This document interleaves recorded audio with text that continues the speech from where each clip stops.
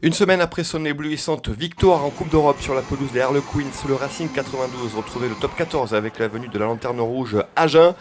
Si sur le papier la rencontre paraît déséquilibrée, ce sont pourtant les Agenais qui vont le mieux démarrer cette rencontre, même si le Racing a ouvert le score par une pénalité de Machenaud. Eh bien, ce sont les Agenais qui vont inscrire le premier essai par l'intermédiaire de leur deuxième ligne, Victor Moreau, qui profite d'un coup de pied un peu hasardeux du jeune demi d'ouverture Antoine Gibert pour le Racing, qui a tenté un coup un petit peu risqué face au deuxième ligne. Victor Moreau qui n'a plus qu'à aller aplatir le ballon entre les poteaux. Un essai qui couronne le bon début de rencontre des Agenais, qui mène alors 10-3 sur la pelouse du Racing.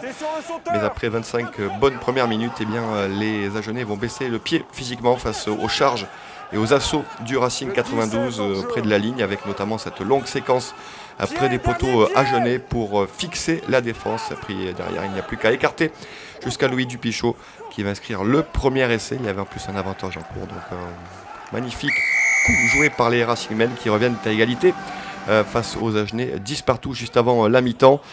Le Racing qui a plusieurs pénalités en sa faveur et qui va choisir d'aller en touche pour essayer de prendre l'avantage juste avant la mi-temps. On voit le bon travail des avants du Racing 92 avec l'essai de Teddy Bobigny, le deuxième essai pour le Racing 92 juste avant la mi-temps, qui permet à son équipe de mener 15-10 puis 17-10 avec la transformation de Maxime Machenaud. Les Agenais qui souffrent physiquement dans cette fin de première période et qui vont même encaisser un nouvel essai, le troisième essai pour le Racing sur cette belle action de leur international australien Cartley Bill, qui va se jouer de toute la défense agenaise.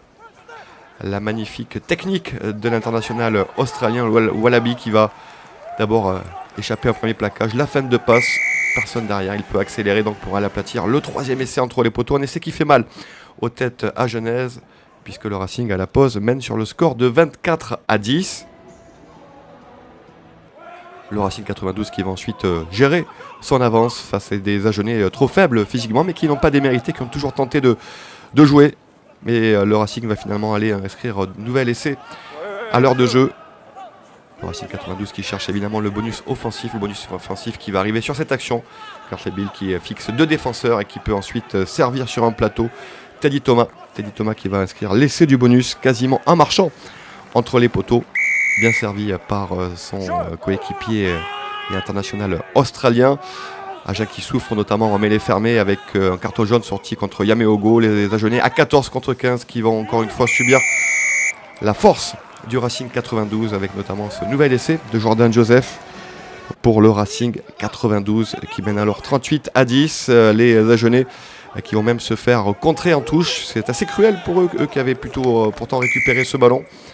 Mais c'est finalement Ibrahim Diallo qui va surgir pour saisir ce ballon au nez et à la barbe de Loris Tolo pour aller aplatir le sixième et le dernier essai de cette rencontre puisque le Racing l'emporte avec le bonus offensif 45-10. C'est la cinquième victoire consécutive pour le Racing.